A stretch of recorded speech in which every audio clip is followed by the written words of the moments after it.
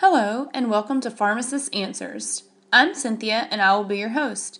You're listening to my Periscope broadcast turned podcast. Hope you enjoy.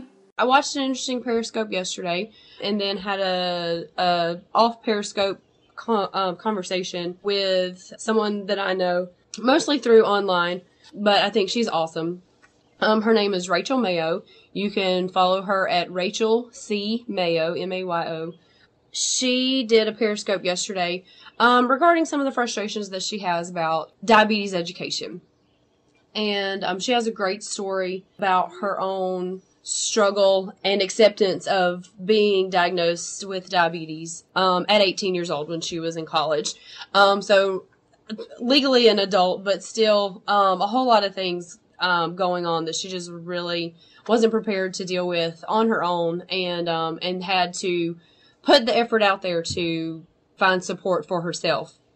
This talk today that I wanted to talk about was inspired by her, and she had some other comments come through on Facebook, and a lot of people have the assumption that if you're an adult and you get a new diagnosis of diabetes, it's obviously type 2 diabetes, and that is false. One of the ways that I explained yesterday seemed to get a good response that a lot of people understood, so I wanted to share it in another way. So maybe people that weren't in that conversation or don't have access to that conversation on Facebook will also get some good information and maybe help you out, or you be able to share with some friends and family that suffer with diabetes, because it's a big deal.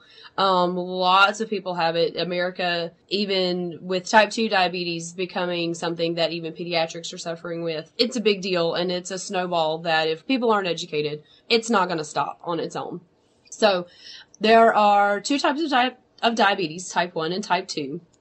And the way I explained it, type 1 diabetes is the one that you hear about, you used to hear mostly that kids got. As I said, children are now starting to suffer with type 2 diabetes, and that's a whole nother story that has to do with childhood obesity and all that.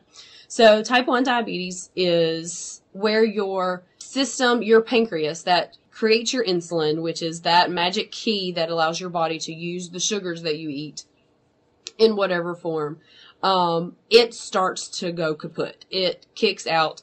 There's some processes that go into that, but it becomes dysfunctional, and at the end cannot make its own insulin.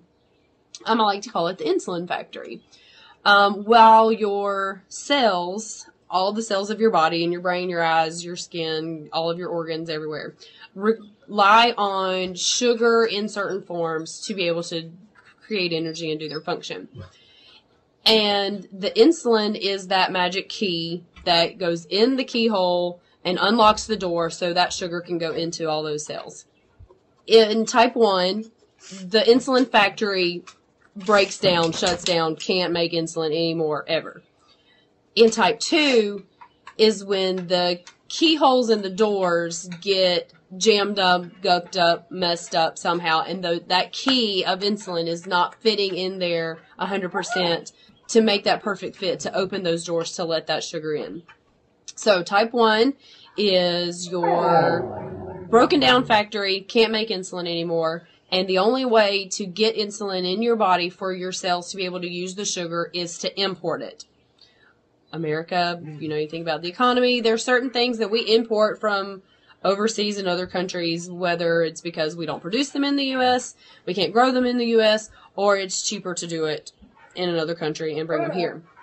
You have to get insulin from an outside source because your home factory cannot make it anymore. So type 1, you got to import the insulin, so that's why people have to do the injections, and there's no pill that you can swallow and make it easy to be able to get that insulin in your body to do that.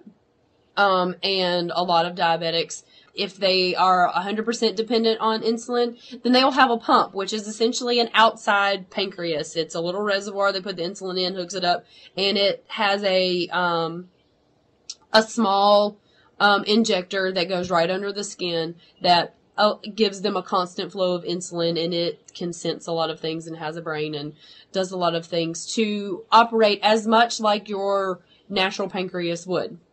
For type 2 diabetes, if your doors are broken and your keyholes are broken and you have all of these keys floating around in your body, but they can't unlock the door to get the sugar into where they need to go, that is why there are so many options for type 2 diabetics to in the medication range. There's all kinds of pills.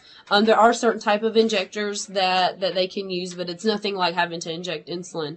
But you'll see commercials for them over and over and over again, gobs and gobs of them, on TV. For the next new thing that's going to help with diabetes, because they really are trying to develop these things to encourage as much of your natural insulin to do its job, so you don't have to use outside insulin for that. So, in summary, type 1 diabetes, your insulin factory is broken, and the only way that you can get insulin is to import it from outside, so you have to do injections. Type 2 diabetes is when your doors and keyholes are broken, and so there's a lot of other different tools. You can use all kinds of tools to help you unlock the door. If the key doesn't work, you can use a credit card, you can use a screwdriver, you can use a hammer, you can break the window with a rock. There's a lot of ways to get into a door if it's locked and you can't use the key. Again, there's a whole lot of medicine options that are in pill form to help your body ungunk those keyholes and doors so the insulin can do its job. Thank you, Rachel, for inspiring me to do this today.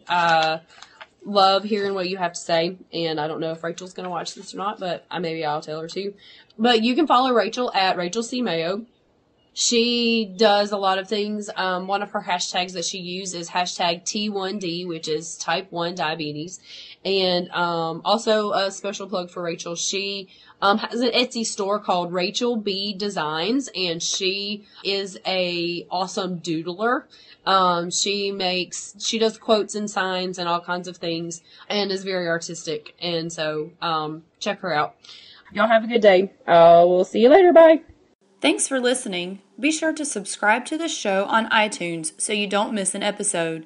You can find the show notes at pharmacistanswershere.wordpress.com. If you want to join the conversation live, follow me on Periscope at Cyn Hendrix, CYNHENDRIX.